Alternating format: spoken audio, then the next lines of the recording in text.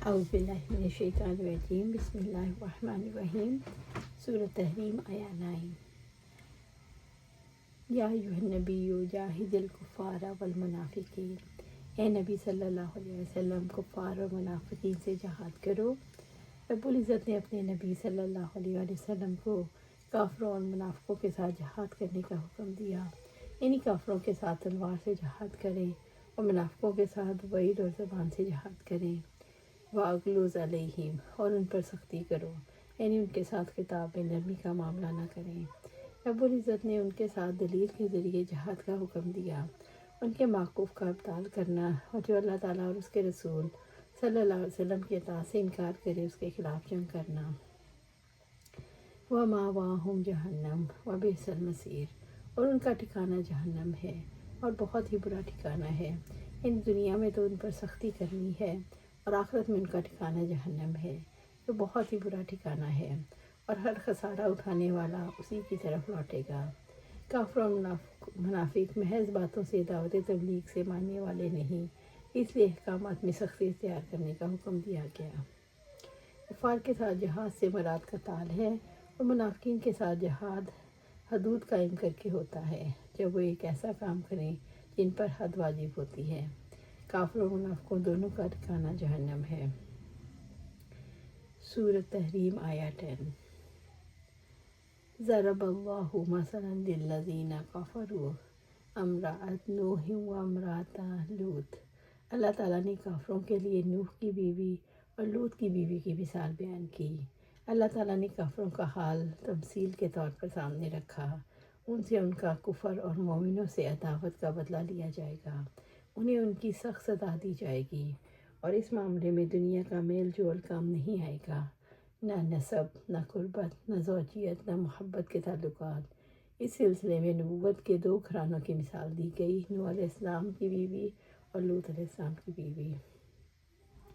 کانتا تحت عبدین من عبادنا صالحین فخانتاہما فلم یغنیا عنہما من اللہ شیئا، وہ دونوں ہمارے بندوں میں سے 2 نیک بندوں کے نکاح میں تھیں، پھر ان دونوں نے ان سے خیانت کی تو اللہ تعالیٰ سے بچانے میں ان کے کچھ بھی کام نہیں آئے۔ ان میں ازواج مطہرات رضوان اللہ علیہن کے لیے اللہ تعالیٰ اور اس کے رسول صلی اللہ علیہ وسلم کی نافرمانی سے بچنے کے لیے تنبیہ ہے۔ اگر نافرمانی کی تو رسول اللہ صلی اللہ علیہ وسلم کے ساتھ رہنا فائدہ نہیں دے گا۔ فخانتاہما، پھر ان دونوں نے ان سے خیانت کی، یعنی دین میں ان دونوں نے نبیوں کی خیانت کی، دونوں اپنے شوہروں کے دین کے سوا کسی اور کے دین پر تھیں۔ خیانت سے مراد اس سے نسب اور بستر کی خیانت نہیں، کیونکہ کسی نبی کی بیوی بدکاری کی مرتکب نہیں ہوئی، اور نہ اللہ تعالیٰ نے کسی بدکار عورت کو انبیاء کرام علیہ السلام میں سے کسی کو بیوی بنایا۔ فَلَمْ يُغْنِيَا عَنْهُم مِّنَ اللَّهِ شَيْئًا، تو اللہ تعالیٰ سے بچانے میں ان کے کچھ کام نہیں آئے۔ وَقِيلَ ادْخُلُوا النَّارَ مَعَ الدَّاخِلِينَ، اور ان سے کہہ دیا گیا داخل ہونے والوں کے ساتھ تم دونوں بھی آگ میں داخل ہو جاؤ، یعنی نوح علیہ السلام اور لوط علیہ السلام کی بیویوں سے کہا گیا جہنم میں داخل ہونے والوں کے ساتھ تم بھی جہنم میں داخل ہو جاؤ۔ 2 نیک بندے اپنی بیویوں سے اس لیے عذاب کو نہیں روک سکے کہ ان کی عورتوں نے خیانت کی، اگرچہ وہ دونوں بندے اللہ کے قریب تھے، لیکن اپنی بیویوں کو عذاب سے نہیں بچا سکے۔ سورۃ تحریم آیا 11۔ وَضَرَبَ اللَّهُ مَثَلًا لِلَّذِينَ آمَنُوا امْرَأَتَ فِرْعَوْنَ، اللہ تعالیٰ نے مومنوں کے لیے فرعون کی بیوی کی مثال بیان کی۔ اللہ تعالیٰ نے ان لوگوں کے لیے مثال بیان کی جنہوں نے اللہ اور اس کے رسول صلی اللہ علیہ وسلم کی تصدیق کی، اللہ تعالیٰ کی توحید کا اقرار کیا۔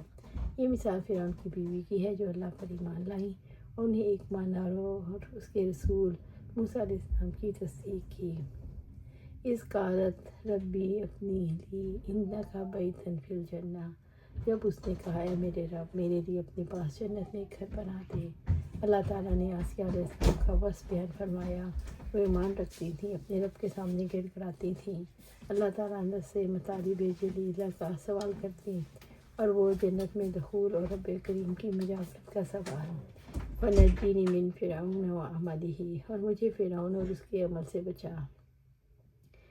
آسیہ علیہ السلام کی دعا سے پتہ چلتا ہے انہیں فرعون کے محل سے نہیں رب کی جنت سے دلچسپی تھی، اس لیے آسیہ علیہ السلام کی شوق کی پختگی کا پتہ چلتا ہے، کیونکہ جب تک دنیا کی حقیقت واضح نہیں ہوتی انسان دنیا کی محبت میں گم ہو جاتا ہے۔ وَنَجِّنِي مِنَ الْقَوْمِ الظَّالِمِينَ، اور ظالم لوگوں سے مجھے نجات دے، یعنی فرعون کی ساری قوم سے نجات دے دیں۔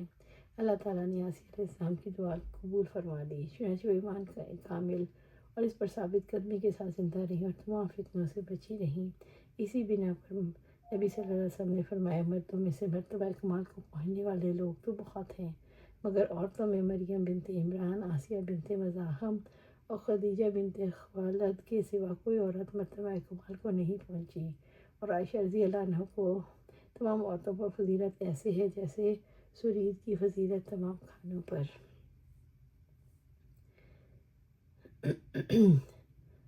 سورۃ تحریم آیہ 12۔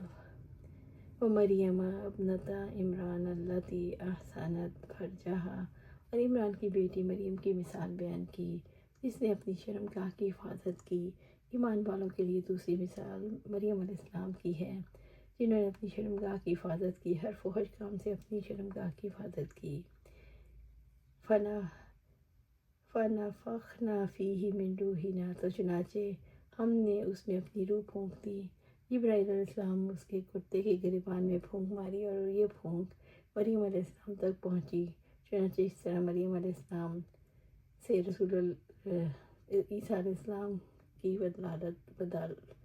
ولادت ہوئی۔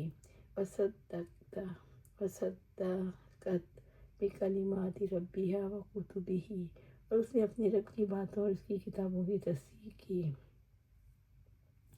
اللہ تعالیٰ نے مریم علیہ السلام کی مثال اس لیے بیان کی، انہوں نے رب کے کلمات یعنی اللہ کی شریعت کی اور اس کی کتابوں کی تصدیق کی۔ جہان بھر کی بچیوں اور عورتوں کے لیے ان کی زندگی مثال ہے۔ اللہ تعالیٰ کی شریعت کا، اس کی کتابوں کا علم حاصل کرنا اور اس پر عمل کرنا یہ صرف مردوں کی ذمہ داری نہیں، ہر ایک اپنے عمل کا ذمہ دار ہے۔ وَكَانَتْ مِنَ الْقَانِتِينَ، اور فرما برداروں میں سے تھی، یعنی وہ اپنی عبادت دینی حالت میں خشوع اور خشیت سے اطاعت کرنے والوں میں سے تھی۔ فرما بردار سے مراد ایسی خاندان سے تعلق رکھتی تھی جو عبادت گزار اور فرما بردار تھا۔ اللہ سبحانہ تعالیٰ سے دعا ہے ہمیں قرآن و سنت پر عمل کرنے کی توفیق دے، اس پر جمع دے اور جنت الفردوس کے اعلیٰ مقام پر اپنے پاس گھر عطا فرمائے، آمین یا رب العالمین۔